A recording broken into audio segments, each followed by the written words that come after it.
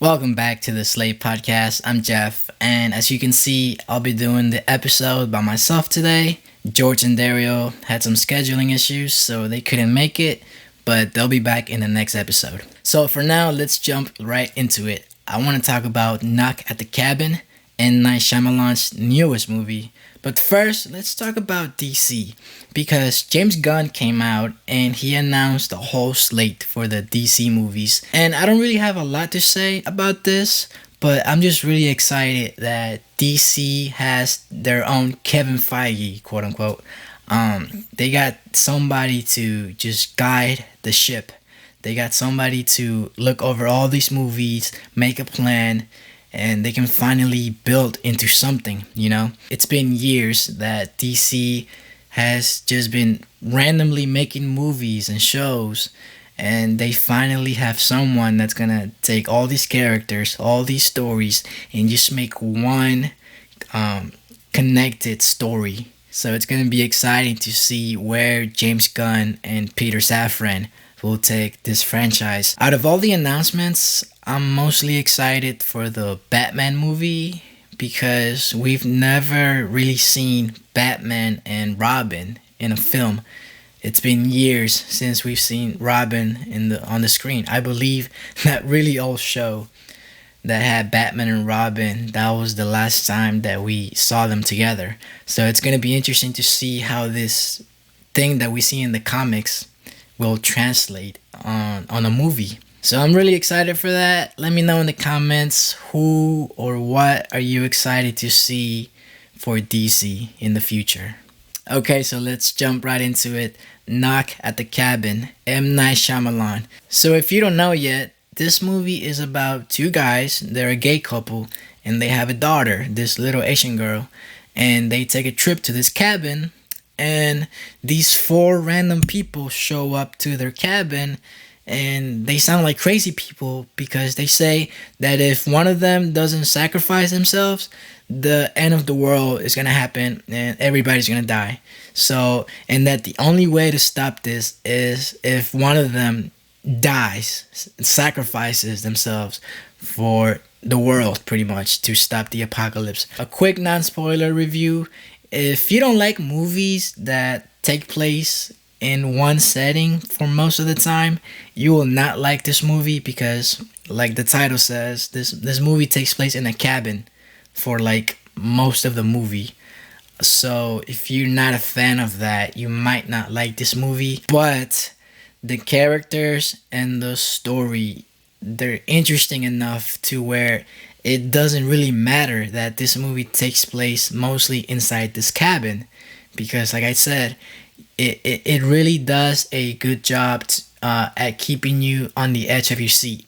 This movie had some really intense moments, and I even caught myself at one point quietly yelling at the character on the screen because he was about to make a choice, a decision that I was like, please don't do it. Now for the non-spoiler. First of all, I want to give a shout out to Batista because not a lot of people are putting respect on this guy's name.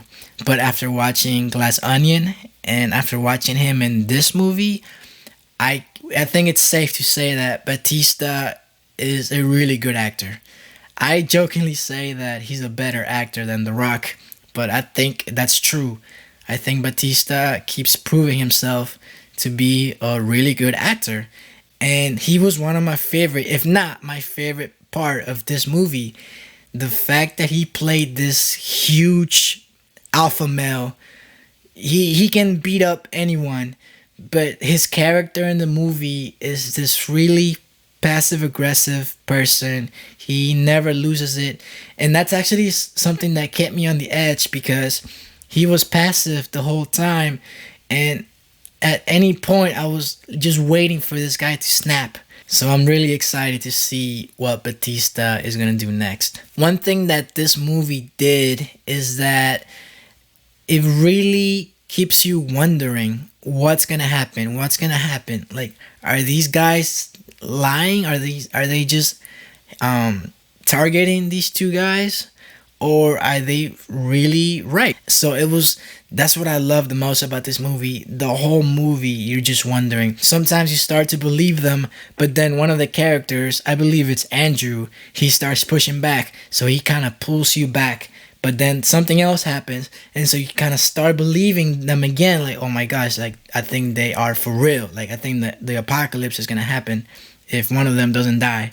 So it was really cool, just going back and forth. Like there were moments in the movie where, like in the beginning of the movie, you don't really think. You think that these are crazy people, but then things start happening, and you start thinking, oh my gosh, they are for real. The world is ending and they gotta die. That was a really good back and forth, the whole movie. I want to take it back to the beginning because that first interaction between Wen and Leonard, I really liked it because of how weird it feels. This little girl is just minding her business, catching grasshoppers, and then this huge guy starts approaching her, Batista, and even the way it's filmed, dude, you feel uncomfortable. You feel like this guy's a creep. Like he just approaches a little girl. Like, what are your intentions? So you really feel it because even the way the camera is like so close to their faces, is like really close, and it just, you feel uncomfortable. You feel like, whoa, like you're too close, man, like back away. So I really like that interaction in the beginning. It really makes you feel like, oh my gosh, like what is this guy doing? This guy's a creep. Like, why are you talking to this girl? But it wasn't just Batista that really did good in this movie. It was also Jonathan Groff, Rupert Grint, which, by the way, this is the first time I see Rupert play any character outside of the Harry Potter movies, so it was good seeing him. Ben Aldrich, who played Andrew, Abby Quinn, and Nikki Amukaber. I think that's how you say her name. By the way, Jonathan Groff, he was the king in Hamilton, so it was cool seeing him. It actually took me a few seconds to like figure out like, where have I seen that face. So yeah, the whole cast, they did a good job. Every time one of them had to die, every kill felt more and more intense. Like the first time we see Rupert, his character sacrificing himself.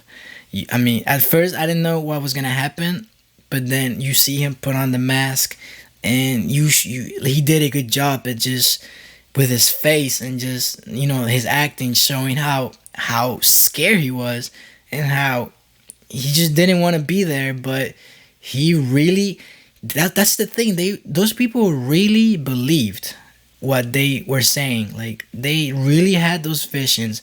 I'm sure M. Night Shyamalan was also trying to say something with the ending.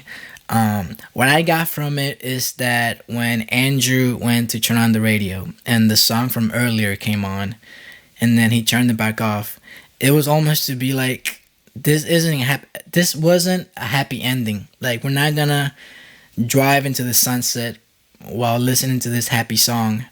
But then when went to turn it off, but then turned it back, she went to turn it on, and then she turned it back off. And I guess that's almost to say like, no, it's a happy ending. Oh, but wait, no, we lost, kinda, but maybe we won. So, but then she turned it back off because it's like, no, we did lose even though we won.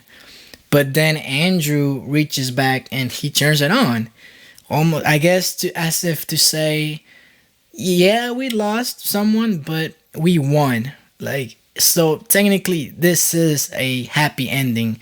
This is a good conclusion, because even though we lost Eric, we still managed to stop the apocalypse. Overall, I really liked it. 4 out of 5 stars for me. This movie really showed that Batista is a really good actor. I think it shows that you can make a really good movie out of a very simple story. You don't have to have all these settings, all these places. No, one cabin, like 6 characters, We go outside the cabin, but most of the movie takes place inside the cabin. So it was really well made. Let me know what you think in the comments. Did you see it? Did you not see it? Are you gonna wait to watch it at home, or are you gonna go to the movie theater for this? But that's the end of this video. Thank you so much for watching. Peace.